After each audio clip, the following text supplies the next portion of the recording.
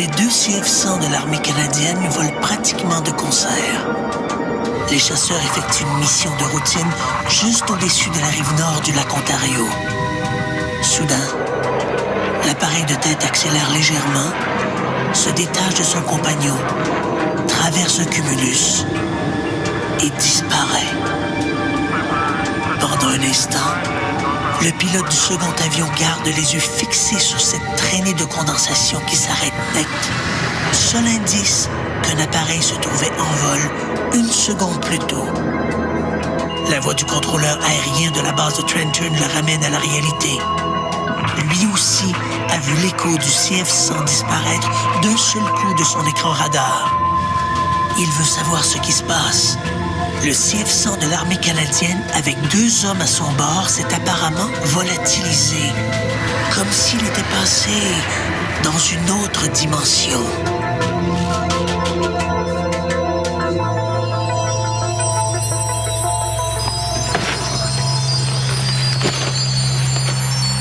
À en croire la littérature consacrée aux phénomènes étranges, il existe des endroits sur Terre où des avions, des bateaux, des équipages tout entiers peuvent disparaître comme s'ils n'avaient jamais existé.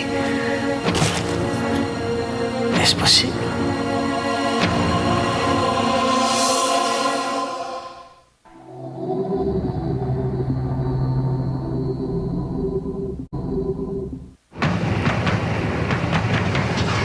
Chaque année, la presse rapporte un certain nombre de disparitions a priori inexplicables.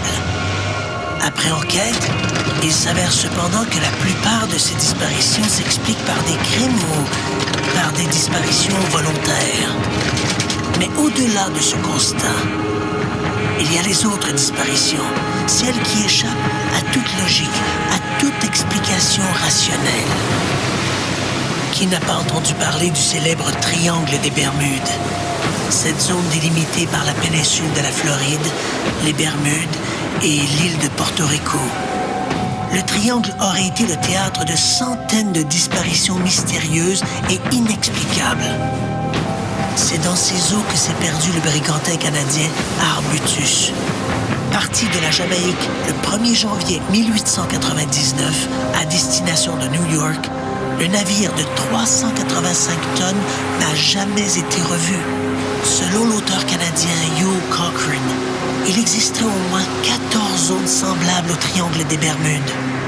L'une d'elles serait située sur les Grands Lacs, entre le Canada et les États-Unis.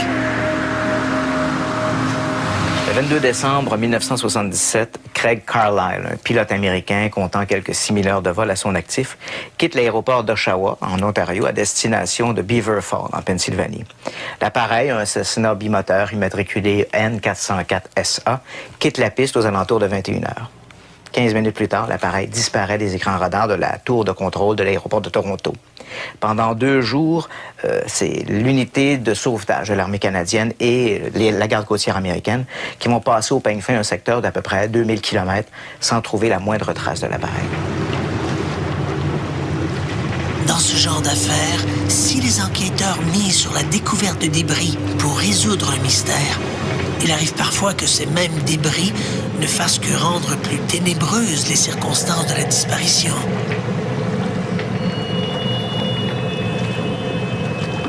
En août 1884, alors qu'il navigue à quelques 48 km du port de Catalina à Terre-Neuve, le canonnier HMS Mallard croise le brigantin Resolven.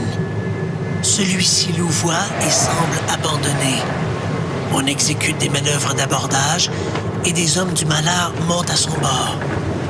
Le Resolven, un navire de 143 tonnes, est tout à fait désert. Ses 9 membres d'équipage se sont volatilisés. Le Resolven est l'un de ces fameux navires abandonnés. On l'a retrouvé au large de Terre-Neuve et personne ne peut dire pour quelle raison précise il naviguait sans équipage. Où était-il passé cet équipage? Les pirates? La peste? Quelque chose du genre? Aujourd'hui, 200 ans plus tard, personne n'a encore réussi à élucider la question. Et le cas du Resolve constitue une infime partie des mystères de l'histoire de la marine dans l'Est du Canada.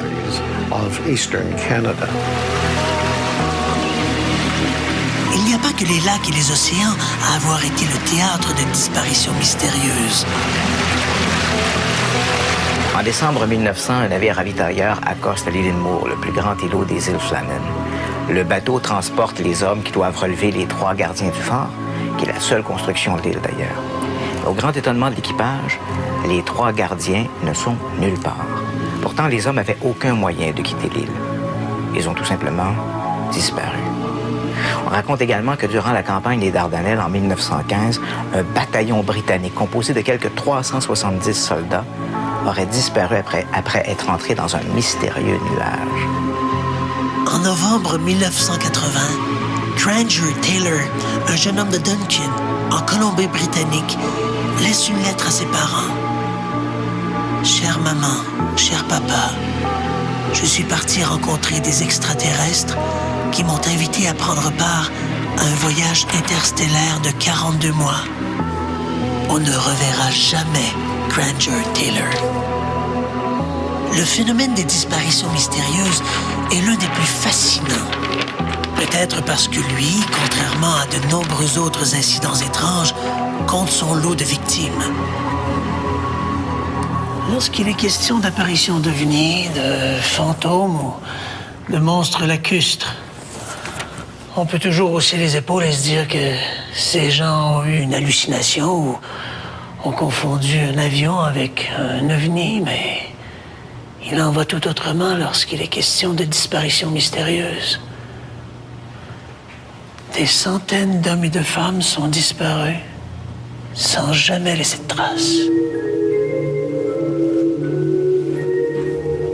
Par contre, ces disparitions sont-elles aussi mystérieuses qu'on voudrait nous le faire croire? Rien n'est moins sûr. Les disparitions mystérieuses ont toujours fait fantasmer l'imagination. Au Moyen-Âge, elles étaient tantôt attribuées au diable, tantôt aux fées. Aujourd'hui, les amateurs de mystère parlent plus volontiers des extraterrestres ou de vortex ouverts vers d'autres dimensions. Si le phénomène des disparitions mystérieuses suscite autant d'intérêt, c'est probablement parce que le sort des victimes ouvre la porte aux plus folles spéculations.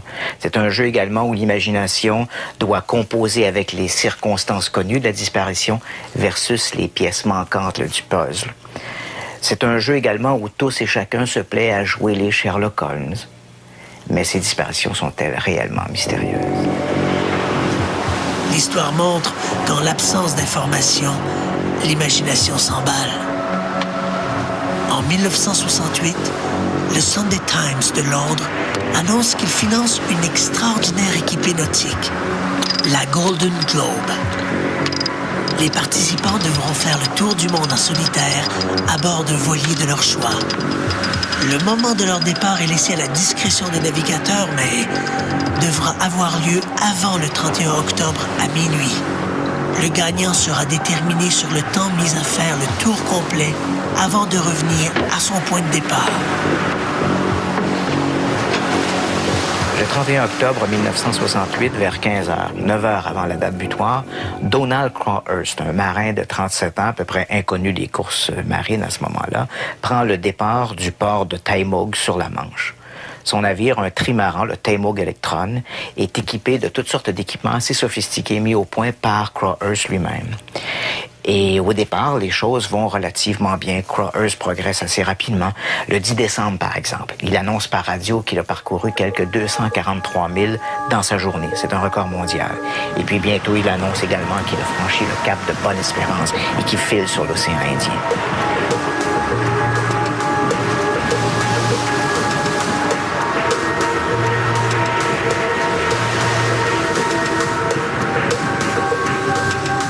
Évidemment, l'aventure est périlleuse. Il y a beaucoup d'abandon. Mais Crawhurst, lui, ne lâche pas prise. Il continue.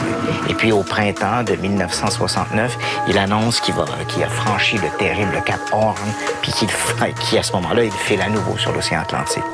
Évidemment, Quelques semaines après, d'autres abandons placent Crowhurst en pole position.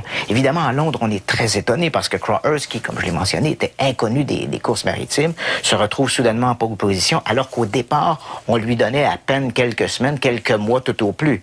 Mais voilà que Crowhurst réussit très très bien. Sa famille à Londres se prépare à l'accueillir en héros. Mais voilà que Crowhurst n'arrivera jamais au port de Temougue. Le 10 juillet 1969, un navire, le Picardie, qui croise tout près des Açores, voit le Temougue Electron. Il est abandonné et une partie de sa voilure est abaissée. Le capitaine Richard Box décide d'envoyer 4 hommes à bord du Temougue pour voir qu'est-ce qui se passe. Le navire est complètement abandonné. Alors on décide de le ramener au port de Saint-Domingue, en République dominicaine. À Londres, la nouvelle de la découverte du trimaran sème la consternation. On refuse de croire que Crowhurst ait pu passer par-dessus bord. Mais alors, que s'est-il passé? La presse qualifie bientôt cette affaire de mystère maritime du siècle. Cette énigme devient le sujet de conversation de tous. Crowhurst a-t-il disparu dans une autre dimension? Après tout, les Açores ne sont pas très loin du mystérieux triangle des Bermudes. A-t-il été victime de monstres marins? À moins que ce ne soient les extraterrestres. La solution est beaucoup plus simple.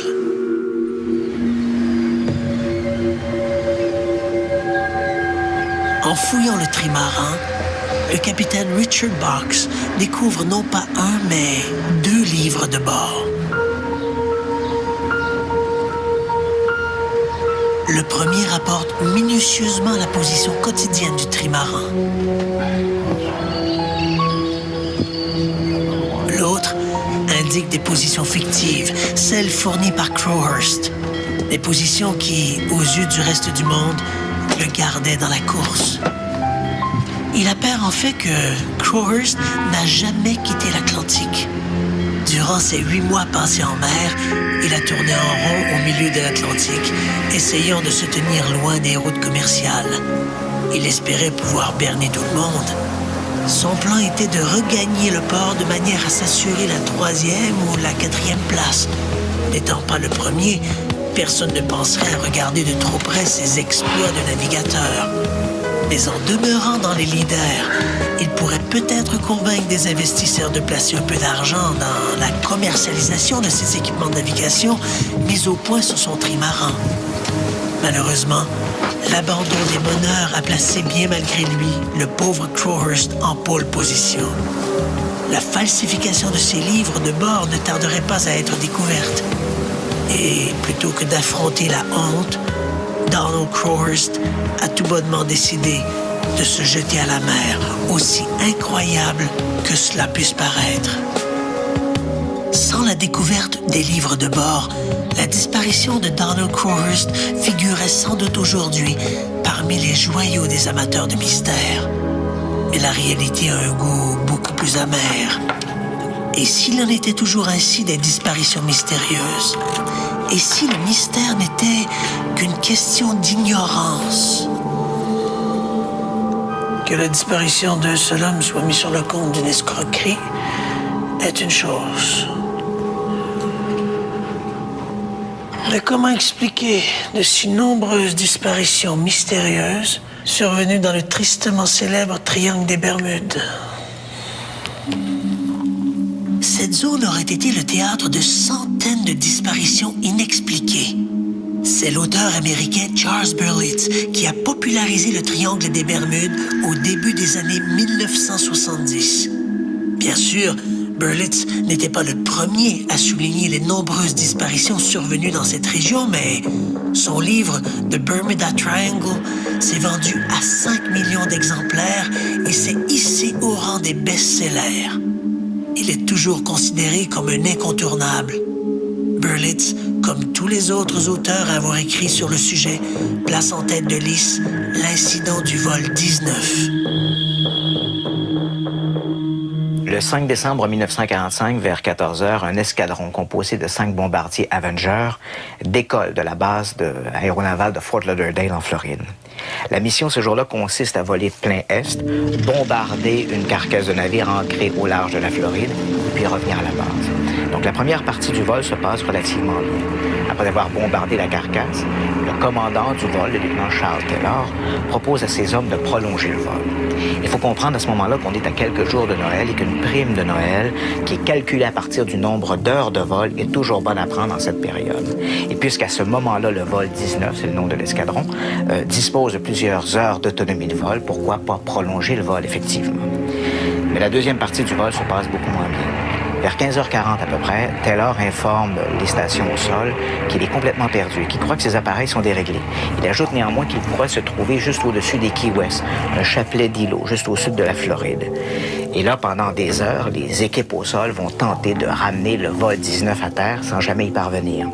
Vers 19h, Taylor informe la station de Port Everglade qu'il croit voler plein ouest, mais qu'il... Bien sûr, il est complètement perdu, il est incapable de retrouver son chemin vers Fort Lauderdale. À ce moment-là, il y a déjà des équipes de secours qui sont en vol et par une étrange fatalité ou une simple coïncidence, un gros Martin Mariner, un avion spécialement conçu pour une mission en pleine mer, disparaît à son tour. Alors, en ce jour du 5 décembre 1945, la Navy évalue ses pertes. 6 avions, 5 Avengers, un bombardier, un avion Martin Mariner, plus 27 hommes d'équipage. Le lendemain du 6 décembre, la US Navy et la garde côtière mobilisent près d'une centaine d'avions et de navires pour passer au peigne fin une vaste région maritime. Mais en vain, on ne retrouvera jamais rien de l'escadrille du vol 19, ni du Martin Mariner parti à sa recherche. Outre le vol 19, la liste des avions et bateaux disparus dans cette région de l'Atlantique est plutôt impressionnante. Uniquement au chapitre des avions, ce sont quelques 130 appareils qui auraient disparu entre 1964 et aujourd'hui. Mieux encore, le chercheur canadien Hugh Cochrane soutient qu'un triangle mystérieux affecterait la navigation aérienne et nautique sur les Grands Lacs. Baptisé le vortex de Marisburg ou triangle des Grands Lacs, cette zone serait délimitée par les villes de North Bay, Kingston et Détroit.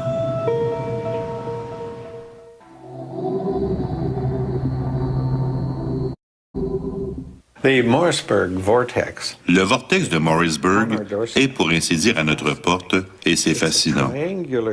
Il s'agit d'une sorte de triangle que forme le fleuve Saint-Laurent à la hauteur d'Émile-Île.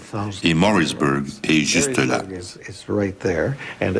C'est un vortex, un lieu d'échange par où l'eau s'échappe et les esprits pénètrent. D'après Hugh Cochrane, un journaliste de Toronto qui a fait sa propre étude sur le sujet, dans un livre intitulé Gateway to Oblivion, et le titre dit bien ce qu'il veut dire. Alors, dans son livre, Cochrane affirme qu'il n'y a pas d'explication ni pour le nombre élevé de disparitions de navires, ni pour les étranges anomalies de nature magnétique, ni pour les fantaisies cartographiques que les marins connaissent bien. Il n'y a pas de véritable explication parce que nous avons affaire là à un vortex de nature malfaisante, comme celui du triangle des Bermudes. Le triangle des Grands Lacs est un lieu où on a signalé beaucoup d'observations d'ovnis et où des disparitions étranges ont également été rapportées. Un incident particulier implique un avion qui volait au-dessus du lac lorsqu'il est tout bonnement disparu des écrans radars. On ne l'a plus jamais revu. Un cas comme celui-ci contribue à construire la réputation qu'il y a là une zone de mystère. Pourtant, d'un point de vue statistique, il n'y a probablement pas plus de disparitions là qu'ailleurs au Canada. Mais parce qu'il y a cette réputation qui rôde, l'événement devient bizarre et on parle de mystère.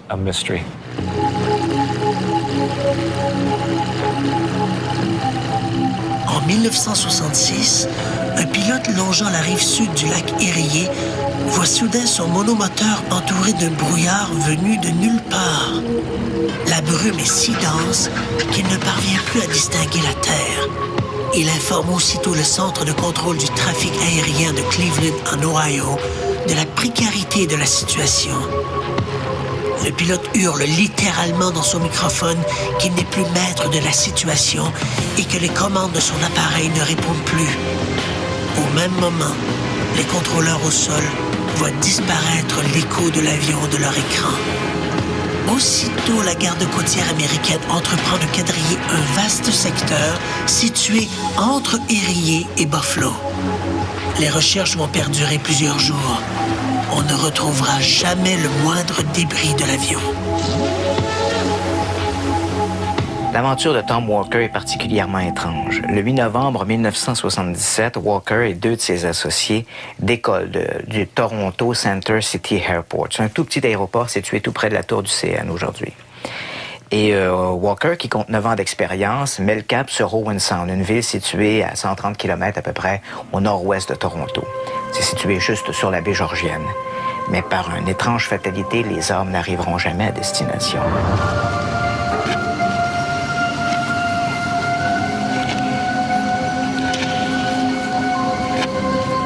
Deux jours plus tard, Walker est retrouvé marchant, errant, tout près, en bordure d'une autoroute à la sortie de Toronto.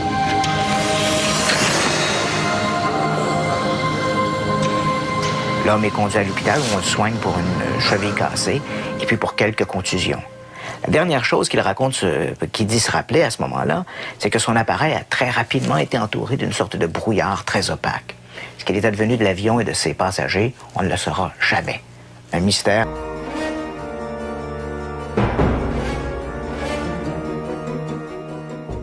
A priori, inexplicable.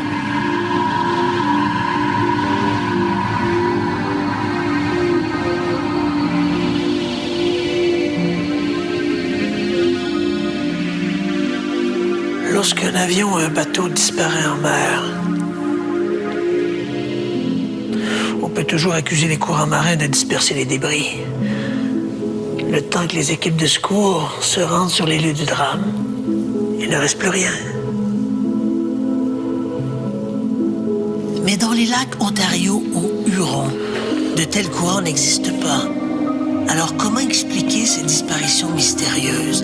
Comment justifier que l'on ne retrouve jamais rien, ni débris, ni cadavres? On a l'impression que les victimes ont tout simplement été effacées de la surface de la Terre. C'est d'ailleurs en ces termes que les experts parlent du plus grand mystère maritime de tous les temps, le Marie Céleste. Le 4 décembre 1872, un 3-mâts canadien naviguant au large des Açores aborde le Marie Céleste, un brick de 32 mètres de long. Contre toute attente, le Marie Céleste se révèle tout à fait désert. Selon toute vraisemblance, le navire a été abandonné par ses 10 membres d'équipage. Le mystère le plus célèbre de toute l'histoire de la marine est celui du Marie Céleste, un brick construit et lancé en Nouvelle-Écosse. Dès le départ, ce navire a été une sorte de porte-malheur. À son baptême, par exemple, le bateau a pratiquement coulé et on a mis des mois pour le replacer sur sa quille avant de le remettre à l'eau. C'était un problème après l'autre. On dit même que son propriétaire l'évitait comme la peste. Finalement, on lui a trouvé un équipage et il est parti de New York en direction de Gibraltar. C'est au cours de ce voyage qu'il fut trouvé par un autre navire, errant sans équipage au beau milieu de l'Atlantique. Personne à bord. Qu'était-il arrivé à la dizaine de membres d'équipage? Il y avait un livre de bord ouvert, mais aucune indication de ce qui avait pu se passer. La cargaison était toujours sous-scellée et il ne manquait rien. Donc, pas de piraterie ou de gestes du genre. Le capitaine du navire qui avait trouvé la Marie Céleste l'a remorqué jusqu'à Gibraltar, et la raison pour laquelle le cas de la Marie Céleste est si bien connu aujourd'hui, ce n'est pas seulement à cause de la disparition mystérieuse de son capitaine et de son équipage, mais également en raison du désaccord entourant la propriété de la cargaison. Nous avons un récit bien documenté de cette bataille juridique qui s'est soldée par le fait que la compagnie d'assurance a dû verser une très grosse somme d'argent pour récupérer la cargaison qui était désormais propriété de ceux qui avaient découvert le navire abandonné. Cette compagnie d'assurance existe toujours et dans ses bureaux de New York, une salle porte le nom de Mary Celeste. En fait, cette histoire avait attiré l'attention de Sir Arthur Conan Doyle, qui trouvant que Mary Celeste n'était pas un nom suffisant suffisamment exotique, l'a rebaptisée Marie Céleste pour y ajouter une touche plus céleste, justement.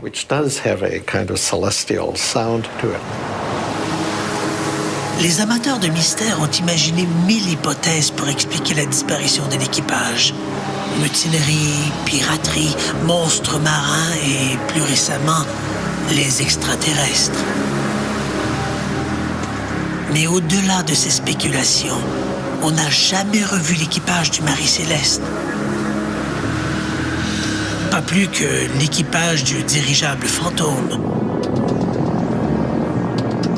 Le 16 août 1942, le L-8, un dirigeable de la marine américaine, piloté par le lieutenant Dewitt Cody et l'enseigne Charles Ellis Adam, fait son apparition au-dessus de Daly City, une banlieue de San Francisco.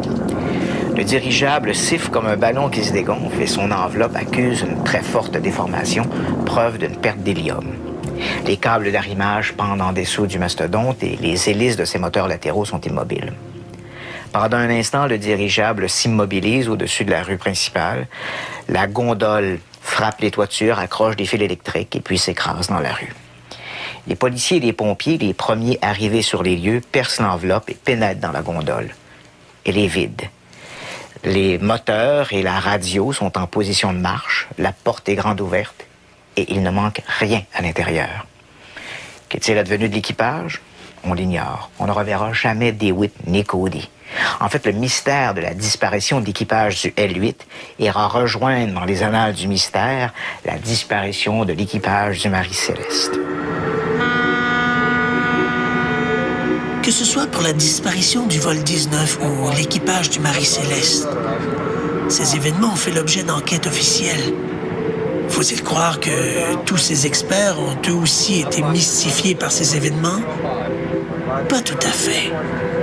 Arthur C. Clarke, auteur du mythique 2001, l'Odyssée de l'espace, disait à propos du triangle des Bermudes que les histoires de disparition d'avions et de bateaux dans cette région s'expliquent généralement très bien lorsque les sources originales sont examinées et ne sont que de banales tragédies. Il convient en fait de rendre un hommage particulier aux gardes-côtes de la Floride, grâce auxquels il se produit aussi peu de disparitions dans cette zone de grand trafic. Et la plupart des experts sont de son avis. Lorsque l'on examine de plus près les ouvrages consacrés au triangle des Bermudes, on y découvre un nombre incroyable d'inexactitudes qui ne servent qu'à entretenir le mystère et rendre plus inexplicable encore toutes ces disparitions en Syrie. Dans son incontournable ouvrage, Charles Berlitz décrit l'équipage du vol 19. Il ajoute que le lieutenant Charles Taylor, commandant de l'escadrille, comptait pas moins de 2500 heures de vol. La compétence des pilotes et des navigants ne pouvait être mise en doute, insiste l'auteur. Berlitz parle aussi des conditions de vol idéales pour une telle équipée. On est ici à des lieues de la vérité. L'incident probablement le plus célèbre en ce qui concerne le triangle des Bermudes est également à mes yeux l'un des mystères les plus authentiques de notre monde. Et c'est celui de la disparition de l'escadrille 19 qu'on n'a plus jamais revue. On a bien retrouvé des épaves, mais ce n'était pas celle de ces avions en particulier. Effectivement, une escadrille est sortie, a semblé se perdre, a repris contact plusieurs fois avec sa base, disant que la mer était bizarre, que le ciel était bizarre. Ils ont changé plusieurs fois de direction et on ne les a plus jamais revus. C'était un équipage inexpérimenté, même si leur leader était un instructeur chevronné qui aurait dû être en mesure de les ramener sains et saufs à leur base. Il est très possible qu'ils soient simplement tombés en panne d'essence et qu'ils se soient tous écrasés en mer. S'il n'y avait que cela de mystérieux, ce serait déjà assez. Mais ce qui s'est passé par la suite, c'est qu'on a envoyé une équipe de secours très expérimentée dans un hydravion marinaire pour les retrouver. Et cet équipage non plus n'est jamais revenu. L'avion aurait été détruit par une explosion. Et c'est là qu'on a vraiment affaire à une coïncidence de trop, qui mérite davantage d'explications. Une des possibilités est que nous ayons affaire à d'énormes champs électromagnétiques qui auraient fait exploser des réservoirs d'essence du Mariner, un appareil qui avait la réputation d'avoir des lacunes en matière de sécurité. Cela implique qu'il y aurait eu une décharge inhabituelle de quelque chose dans le triangle. triangle. Et cela, pour moi, signifie que peu importe les statistiques sur le triangle, et personnellement, je doute que le vrai mystère du triangle soit celui qu'on voulait nous faire croire, mais quelque chose d'étrange s'est produit à ce moment-là. Comme cela s'est produit dans quelques autres cas, et il est possible que ce soit quelque chose comme une matière sous la mer, ou un quelconque truc du genre qui produit son effet à l'occasion. Mis à part Charles Taylor, tous les hommes du vol 19 étaient de jeunes recrues inexpérimentés. Taylor était, quant à lui, un vétéran, mais un nouveau venu à la base de Fort Lauderdale. Il ignorait tout de la géographie des lieux. Les conditions de vol étaient peut-être idéales au moment du décollage, mais d'importantes cellules orageuses étaient en formation à l'ouest de Floride.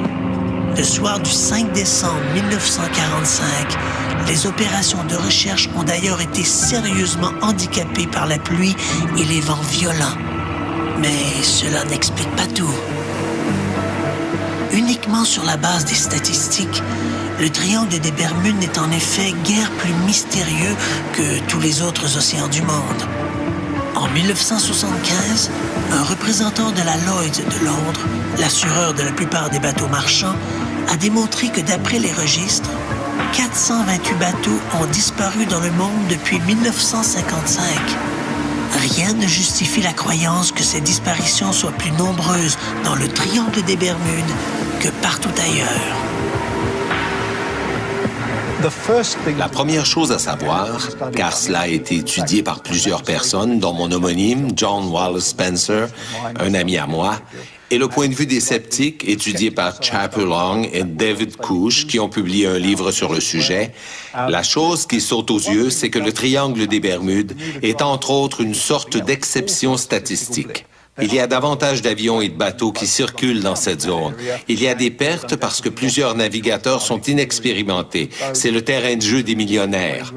Les gardes-côtes ont rapporté avoir vu des navigateurs se guider avec des atlas, alors qu'ils auraient dû avoir des cartes marines détaillées pour éviter les bancs de sable et les obstacles du genre. De plus, il y a un nombre élevé de passeurs de drogue dont les bateaux sont capturés puis coulés et ainsi de suite.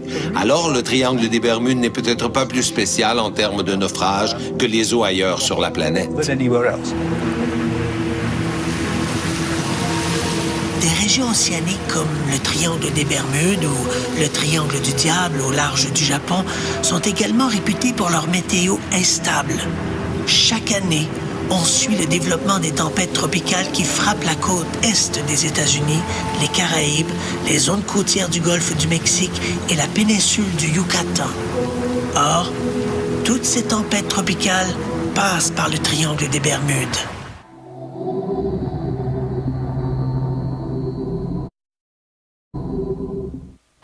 La disparition de l'équipage du Marie Céleste ne résiste pas non plus à un examen rigoureux des faits.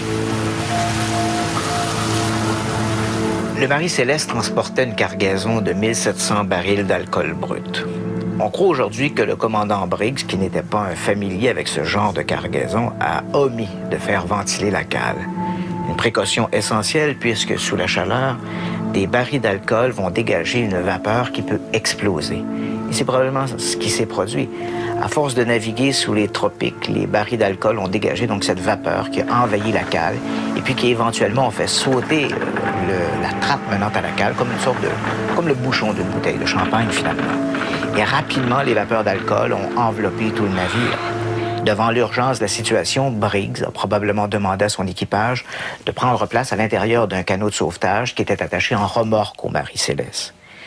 Mais le filin reliant le canot de sauvetage au Marie Céleste est probablement brisé ou détaché. Et puis le Marie Céleste, dont les voiles étaient encore en partie déployées, s'est éloigné trop rapidement pour permettre à l'équipage de regagner son bord. Alors l'équipage, abandonné sur une frêle esquif, en plein milieu de l'Atlantique, était condamné.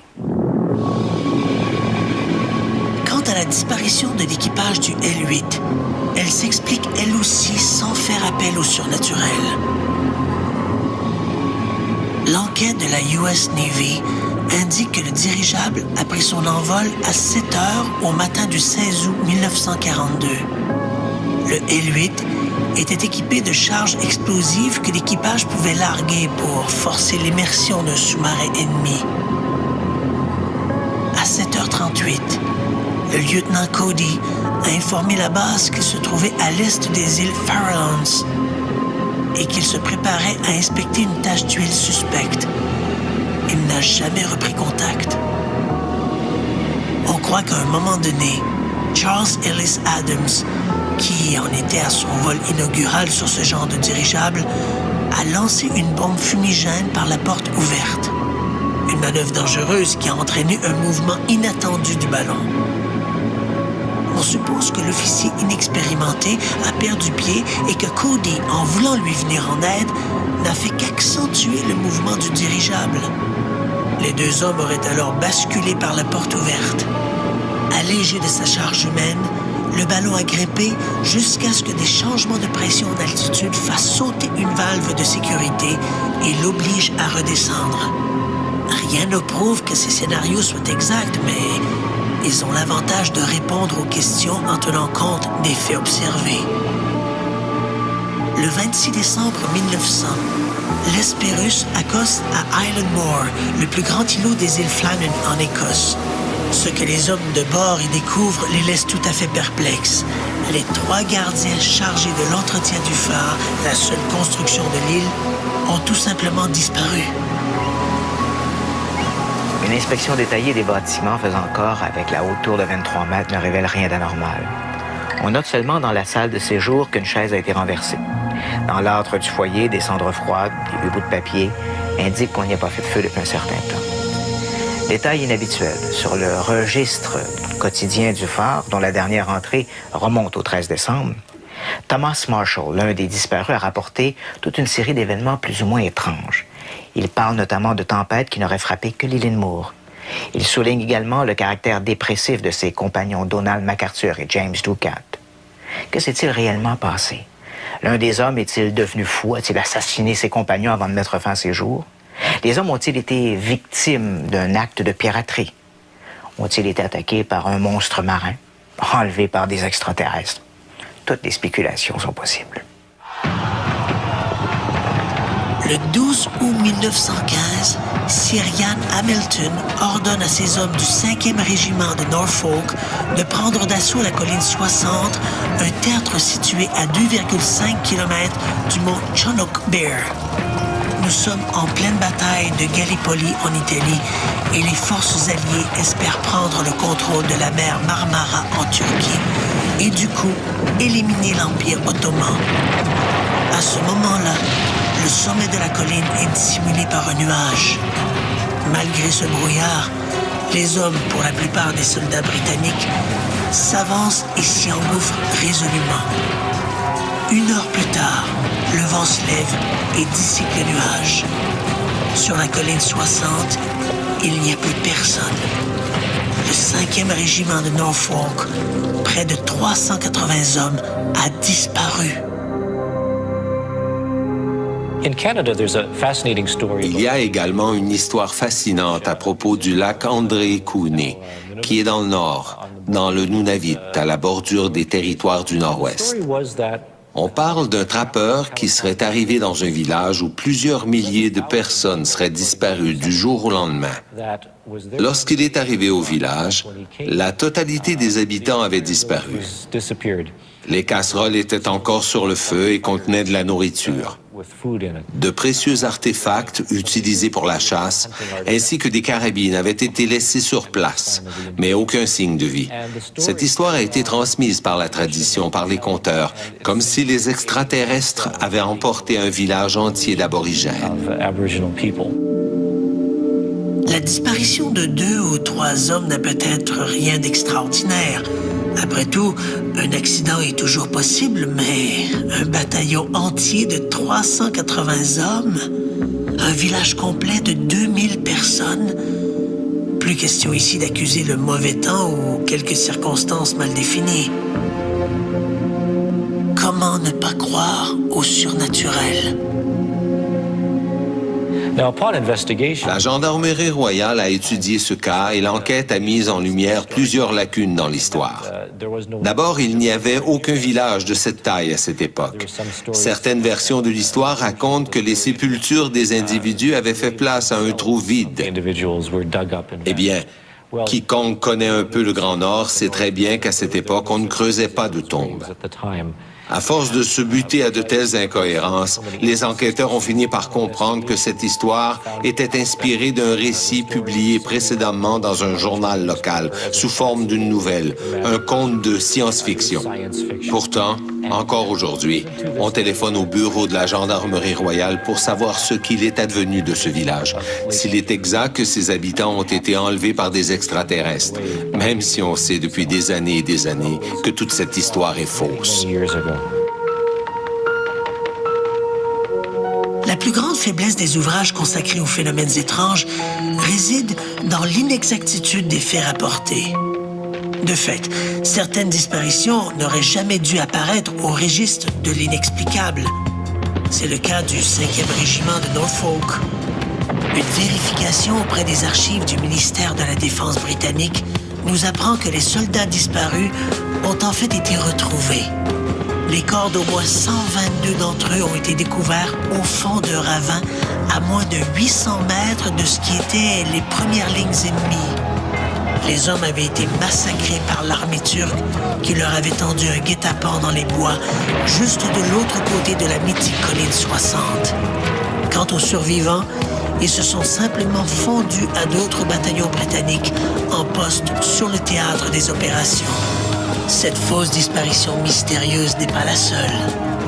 La disparition des gardiens de l'Island Moor s'explique aussi sans faire appel à quelque intervention surnaturelle. Le Bureau des phares du Nord conclut en 1901 qu'une vague gigantesque a entraîné les hommes alors qu'ils s'affairaient à la grue. Le rapport ajoute que la pique de la verticale de la grue est de 35 mètres et n'offre aucune possibilité d'escalade. Les 3 gardiens tombés à la mer n'avaient aucune chance de reprendre pied sur l'île. Qu'on qualifie cet incident d'inusité est une chose, d'inexplicable en est une autre. Au chapitre des disparitions mystérieuses, les histoires fantastiques sont très nombreuses.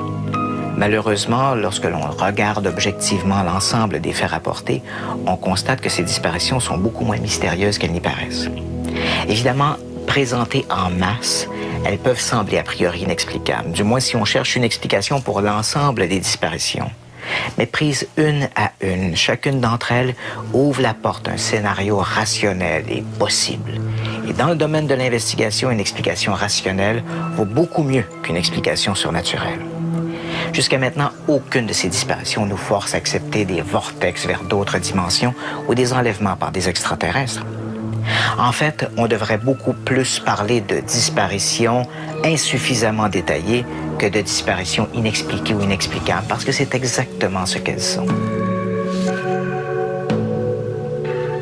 Il y aura toujours des disparitions qui me laisseront perplexe.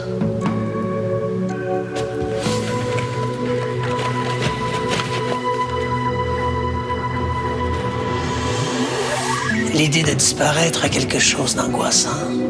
Et c'est cette angoisse qui rend si mystérieux des histoires comme celui du Triangle des Bermudes ou celui des Grands Lacs, ou même l'aventure du Marie Céleste. Des mystères qui se nourrissent de notre ignorance.